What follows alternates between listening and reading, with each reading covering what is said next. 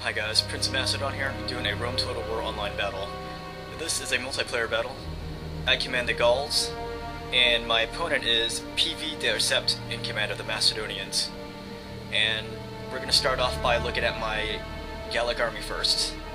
I've got 4 squadrons of Barbarian Noble Cav. I got 2 on this wing and 2 on the other wing, and I put my general on this side. Then I have 2 squadrons of Barbarian Cav. I got 1 on this side, and I got 1 on the other wing. And let's go look at my infantry force. Back here I have 1 unit of druids, and I intended for these guys to bolster the morale of my frontline melee troops. That was my intentions anyways.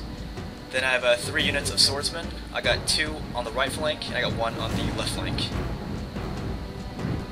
Then finally I have 6 units of chosen swordsmen. And these guys are going to be the meat of my army. So basically I have a rush army, and in my opinion at 15k that's probably the best way, and maybe the only way to use the Gauls. Alright, let's go look at the Macedonian army commanded by PV de Recept. You can see that he is an assortment of Cav. He has 4 squadrons of Companion Cav, 3 squadrons of Macedonian Cav, 1 squadron of Lancers, and 1 squadron of Greek Cav. And up here he has 6 units of archers, ready shooting at my guys. Then he has 5 battalions of the Royal Pikemen, and that's where his general's at. Alright, so I'm going to advance forward here, and I'm going to rush forward in typical Gallic style. And there's my druids. I didn't mean for them to get ahead of my army, but they did. Alright, I'm going to kick off the battle with a dual cavalry charge on both wings.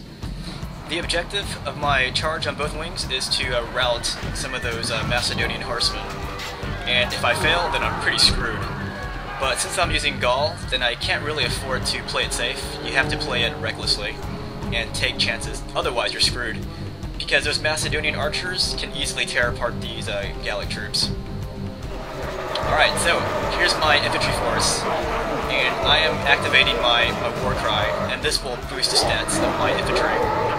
And when you use Gaul, they are a very micro-intensive faction, because before you engage an enemy, you need to activate your war cry, otherwise your guys are pretty weak. So you have to keep activating war cry before you engage. Alright, so I have some success over here against my opponent's Cav. I threw in some infantry to make sure that my horsemen can take out those Macedonian Cav. Alright, so now I'm starting to take on the Macedonian phalanx. And this will be the real test of my army, if I can take on these pikemen. So I'm going to turn his flank like this, and after he turned around to face my swordsman here, I threw in another unit to attack the flank of his outermost Royal Pike battalion. And seeing what I'm doing, my opponent's going to peel off one of his other Royal Pike battalions. He's going to try to take on my chosen swordsman before he loses his right flank. And I'll do the same thing to my opponent's other flank too. First I have to turn his flank, and then I have to engage it from another side with another unit of chosen swordsmen. And that's where his general's at, by the way, on that side. And back over to the other flank, I was successful in routing that Royal Pike battalion. And let me give you a quick overhead of the action so that you can see what's going on all over the battlefield. So now my opponent is in disarray now. He is pretty much peeling off his phalanx, and now it's fighting in individual groups. Enemy warlord lies and there we killed the enemy general, drink with his ancestors and that's going to work in my favor, hopefully. So here's my regular swordsman. I'm engaging his Royal Pikes here, but I do not intend to fight that in a one-on-one situation. One-on-one, the Royal Pikes will easily annihilate my barbarian sword units. But this is what I want to do to each of his Royal Pike battalions. I want to surround them and use at least 2 units to take them on. And before I do that, I also want to activate War Cry. Without these special circumstances going in my favor, then the Royal Pikes will easily mop up my barbarian foot units. So look in the very back, you can see my other swordsmen going into War Cry. I'm not sure if you can see them. These guys, they were just in War Cry, but I did that as a preliminary before I struck at those Royal Pikes right there. So my guys are taking missile fire, but now I'm going to charge into those Royal Pikemen. But yeah, if you want to take on Warlord is a an cowardly army like old Macedon with the woman, Gauls, not concerned then with you have to dying use a like lot of warrior. maneuvering and He a lot runs. of microing, because you need war cry and you need to outmaneuver those pikes. You can't take those pikes on from the front, otherwise you're dead. And after all my maneuvering, I was able to rout the Macedonian phalanx from the battlefield. And my opponent's trying to save his phalanx with his horsemen, but I keep turning back with my infantry to swat his horses away. And in case you're wondering what happened to my horses, I had been using my horses to chase around his cav. But at this point in the battle, I've pretty much lost all my horses, so now I'm down to my swordsmen and chosen swordsmen. So now it's going to be really tough. Although I routed most of my opponent's royal pikes from the battlefield, they are coming back into the fight, but they are heavily depleted now. But unfortunately, my opponent still has all of his archers intact. He still has 6 units of archers. So I'm trying to chase him away from the rest of my army, making sure they don't shoot my guys from behind. Alright, here you can see I routed another one of his royal pikes. And see those archers, they're just taking cheap shots at my swordsmen. I'm gonna try to chase him away using my foot soldiers, but my guys are already tired, as I said. Alright, look back there. My opponent is not watching this side of the battlefield. Otherwise, he would have turned his royal pikes around. And those royal pikes, those are guys who came back from routing, so that's why they're facing the wrong way. So before I engage him, I'm going to activate War Cry. And if my opponent was watching this side of the battle, I probably would have had more trouble here. But I'm going to take them on. And at this point, I think my opponent's attention is focused squarely on his archers. He is trying to run his archers away from my swordsmen right now. That's probably why he's not watching this side of the battlefield. So I easily rout that first battalion of depleted royal pikes. And here's the other set of royal pikes. And again, my opponent's still not watching this side of the battlefield. So my swordsmen easily rout them. And here we have 1 unit of archers over on this side. So here I have reduced my opponent down to his archers, but he still has 6 units of them. And in this case, it's wise for my opponent to run away, because he has 6 units of archers and I only have 5 units of swordsmen. And since he has more units of archers than I have of swordsmen, that means that somewhere on the battlefield he can use a 2-to-1 advantage to use his missiles to shoot the backs of my chosen swordsmen. And it's in my best interest to keep up the chase and make sure that doesn't happen.